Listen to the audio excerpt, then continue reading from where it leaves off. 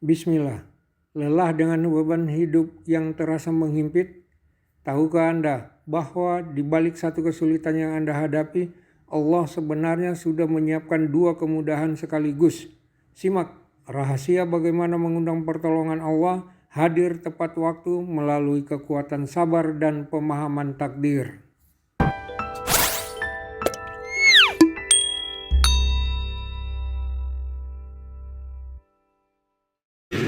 Bismillahirrahmanirrahim. Assalamualaikum warahmatullahi wabarakatuh.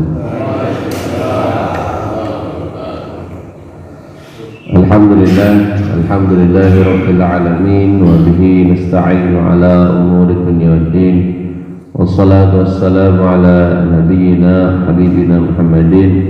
Allahumma salli ala Muhammad wa ala ali Muhammad. Amma ba'du. Jamaah Masjid Al-Aqsa yang dimuliakan Allah Subhanahu wa taala. Alhamdulillah pada kesempatan pagi hari ini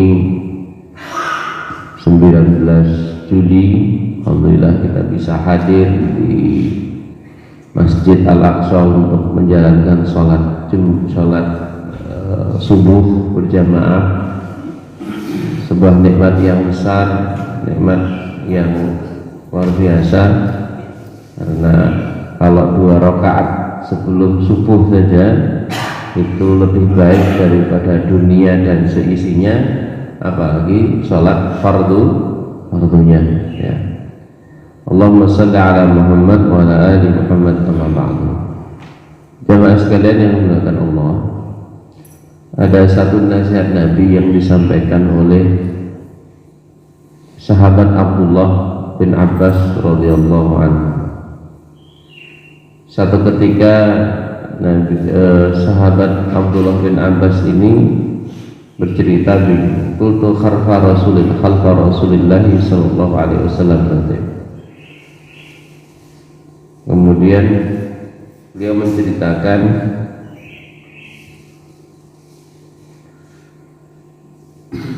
ya gulam, waqala ya gulam inni u'allimuka kalimat. Ini bahasanya gini, nak bocah sakniki bocah niku le kan nggih. Nah, sini gitu kan. Sesungguhnya aku ingin ngajari kamu satu kalimat ya, beberapa kalimat ya. Yang pertama kata beliau, ihfazillaha yahfazka. Jagalah Allah, niscaya atau pasti Allah itu akan menjaga ya. Yang kedua, ihfadillaha tajidhu tujahaka. Jagalah Allah, niscaya Allah akan ada di depanmu. Wa idza sa'alta fas'alillah. Kalau kamu mintalah sama Allah. Wa idza sta'anta fasta'in billah. Kalau minta pertolongan, minta tolong sama Allah. Wa'lam anna al-ummata law istama'at ala an yanfa'uka bi syai'in lam yanfa'uka illa bi syai'in qad kataballahu lak. Ketahuilah jika seluruh orang yang berakal, manusia, bersatu padu untuk memberikan manfaat kepadamu, anak kecil gitu ya, maka mereka tidak akan bisa memberikan manfaat kecuali manfaat itu sudah ditetapkan untukmu. Begitu juga sebaliknya, walau istama'u ala an yadurruka bi syai'in lam yadurruka bi syai'in illa qad kataballahu 'alaika, illa bi syai'in qad kataballahu 'alaika. Begitu juga sebaliknya, jika seluruh manusia bersatu padu untuk memberikan satu bahaya saja kepadamu, nak, itu juga tidak akan bisa kecuali bahaya itu sudah ditetapkan untukmu. Rufi'atil aqlam wa jaffatis suhuf. Pena sudah diangkat dan tulisan sudah kering ya. Dalam riwayat ghairi Tirmidzi, selain riwayat Imam Tirmidzi, disebutkan ihfadillah tajidhu amamak. Jagalah Allah, Allah pasti akan ada di depanmu. Ta'arraf ilallahi firraha ya'rifuka syiddah. Ingat Allah pada saat kamu longgar, saat kamu enak, maka Allah akan mengingatmu pada saat kamu susah. Wa'lam anna ma akhta'aka lam yusibka lam yakun liyusibaka wa ma asabaka lam yakun liyukhti'aka. Jauhilah ketika suatu dah luput darimu, ya tidak akan menimpamu. Begitu juga sesuatu yang sudah pasti menimpamu dari Allah, maka tidak akan luput darimu. Wa'lam anna an-nasra ma'as sabr, ketahuilah pertolongan itu bersama kesabaran. Wa annal faraj ma'al karb, bahwa jalan keluar setiap kesulitan pasti ada jalan keluar. Wa anna ma'al usri yusra, dan setiap kesulitan itu biasanya pasti ada kemudahan. Yang pertama yang kita pahami di sini adalah ketika sahabat Abdullah bin Abbas ini berada di belakang Rasulullah. Berarti memang beliau ini di antara sahabat Nabi, sahabat kecil yang sering ngintil, Pak. Di belakang Nabi ngintil begitu, mulazamah kan. Tapi yang anak kecil begitu. Nah ini pentingnya juga kita itu kadang-kadang perlu mengikutkan anak-anak kita itu. Kalau kita tahu ada orang alim atau orang yang kita anggap berilmu, yang kita yakin keilmuannya, kesolehannya, ikutkan anak itu sama ini. Ngaji kono ini gitu. Ajak, suruh dia seperti itu. Ya. Dalam beberapa riwayat bahwa Nabi itu membonceng, mengajak. Artinya memang dikondisikan anak itu untuk ikut Nabi. Ini Abdullah bin Abbas ini adalah keponakan sepupunya ya, karena anak daripada Abbas. Abbas itu paman Nabi Sallallahu Alaihi Wasallam. Nah, beliau bisa sampai menceritakan detail nasihat Nabi. Nah, gitu kan, panggilan yang begitu mesra, panggilan yang begitu akrab untuk anak kecil. Gulam itu kalau di dalam bahasa Arab, anak yang usianya tidak lebih dari 9 tahun, ya, tidak lebih dari 9 tahun. Itu sudah diberikan satu nasihat, tapi nasihat ini insya Allah mudah dicerna bagi anak seusia itu. Jagalah Allah, Allah pasti menjagamu. Apa yang dimaksud menjaga Allah? Jaga perintah dan larangannya, atau jaga syariatnya. Allah perintahkan apa? Jaga untuk dikerjakan. Allah melarang apa? Jaga untuk tidak dikerjakan kalau itu memang sebuah larangan. Apa jawabannya? Apa hasilnya? Allah pasti menjagamu. Ihfazillah yahfazka. Pasti Allah menjaga, senantiasa menjagamu. Ihfazillah tajidhu tujahak. Jagalah Allah, Allah niscaya akan berada di depanmu. Yang menjaga menjadi tameng kita. Dari mana? Ketika kita senantiasa menjaga perintah Allah, menjaga syariat Allah Subhanahu wa ta'ala. Kemudian berikutnya adalah fa-idza sa'alta fas'alillah. Kalau kamu minta atau kamu berdoa, doa sama Allah. Doa sama Allah. Fa-idza sta'anta, begitu juga kalau kamu minta pertolongan, mintalah pertolongan kepada Allah. Maka hadis ini ditutup dengan satu ungkapan, rufi'atil aqlam wa jaffatis suhuf.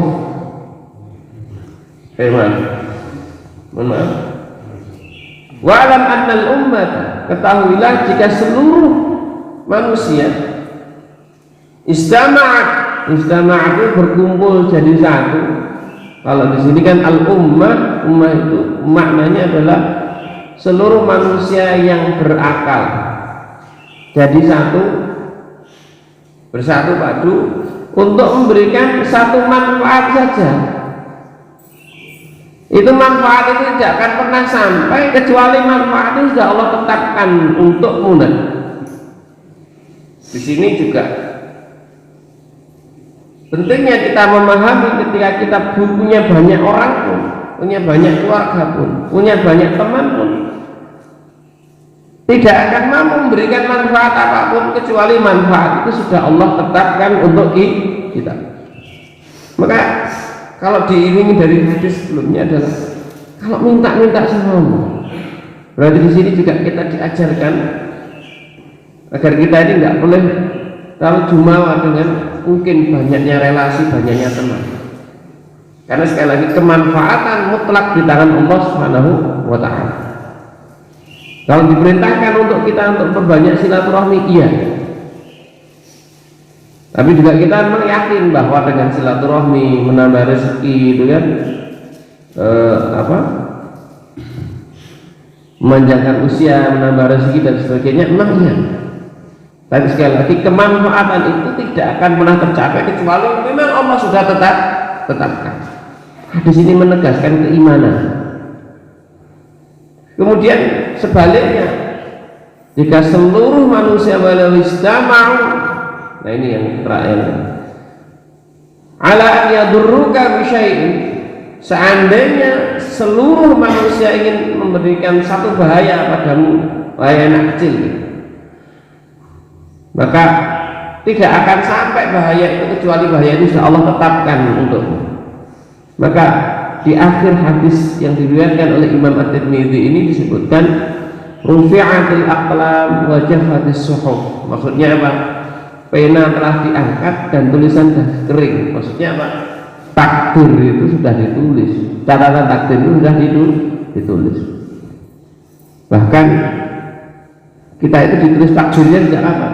Sejak 120 hari dalam kandungan ibu kita. Jadi 40 hari yang ketiga, berarti kan sesudah 120 hari itu kan diutuslah malaikat untuk apa? Meniupkan ruh dan kemudian apa? Mencatat 3-4 dekat rizqihi wa ajalihi wa amalihi wa syaqiyyun aw sa'id.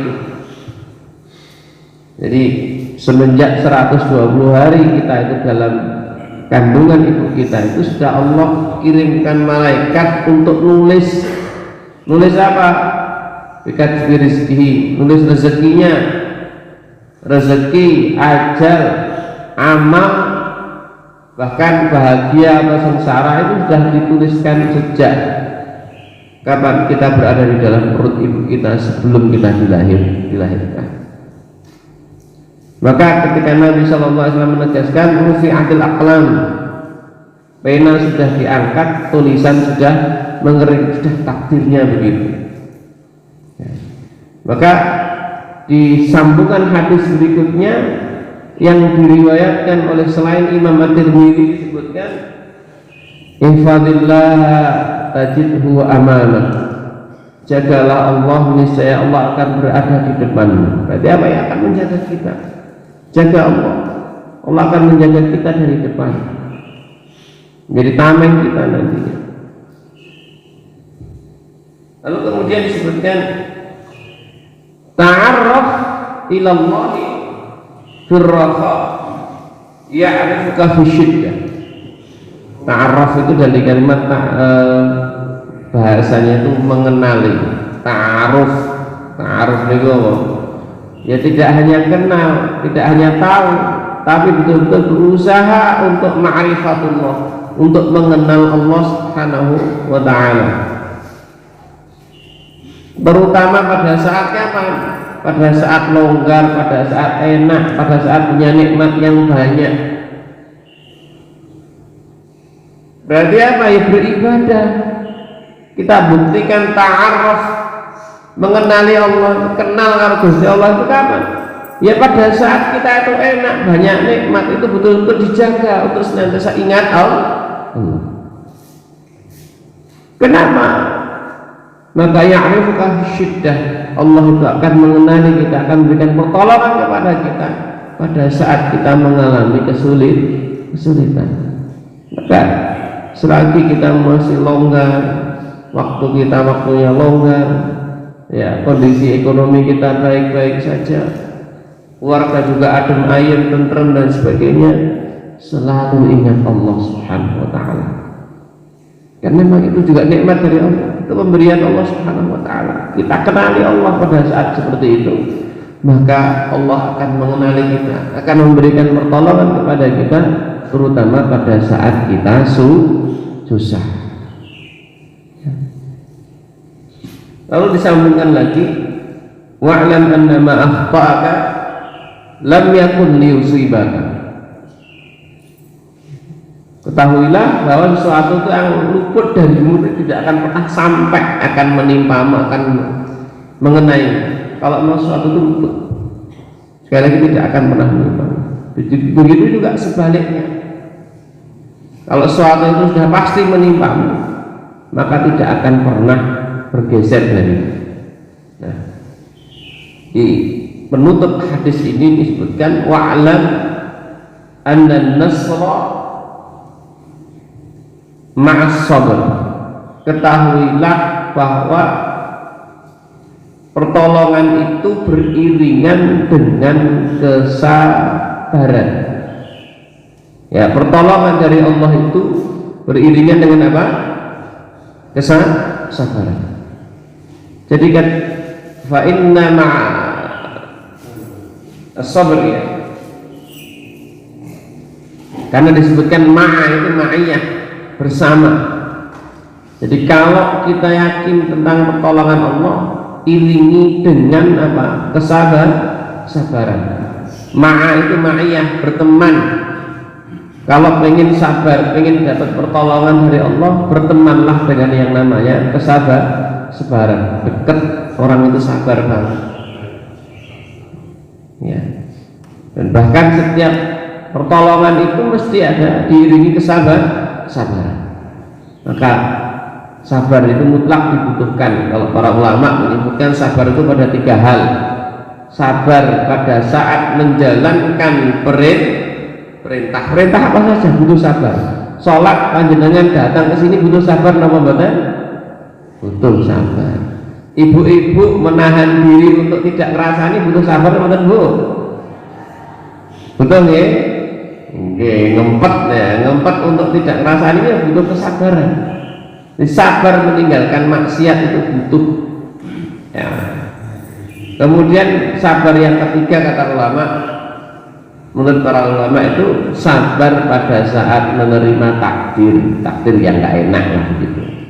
Ditakdirkan sakit, suruh sabar, itu diantara. Jadi sabar itu pada 3 hal tadi. Sabar dalam ketaatan, sabar dalam meninggalkan larangan, dan sabar ketika mendapatkan musibah. Dan itu punya dampak tadi apa? Kesabaran itu akan membersamai dengan apa? Bersama dengan pertolongan dari Allah Subhanahu wa taala. Yang berikutnya wa annal faraj ma'al karb. Dan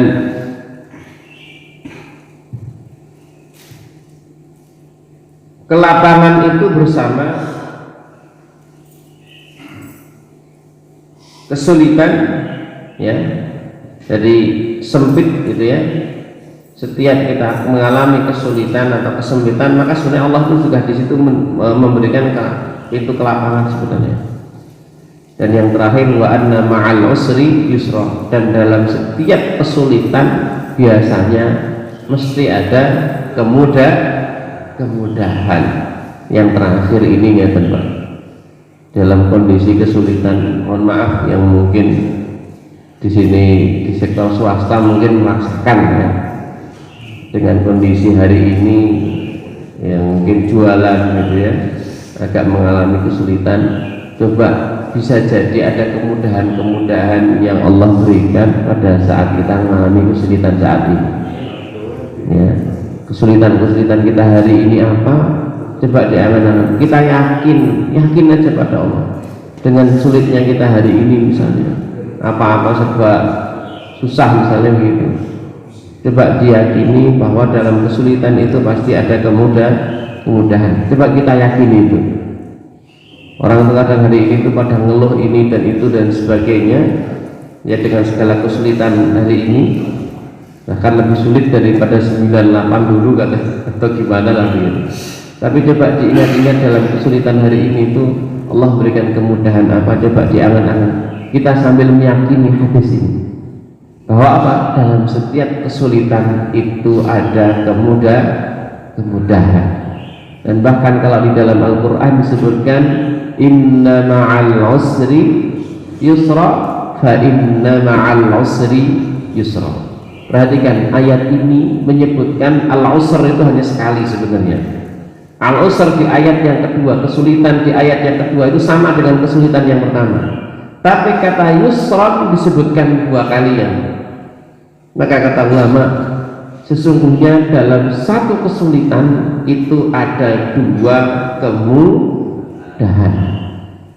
Ini saya ingat betul dulu nasihat para guru saya itu begitu. Jadi dalam satu kesulitan itu ada 2 kemudahan, bisa jadi lebih. Maka kalau ungkapan itu jangan susah-susah gampang, tapi apa? Gampang-gampang, gampang-gampang, ya, agar gampangnya itu 2 kali gitu.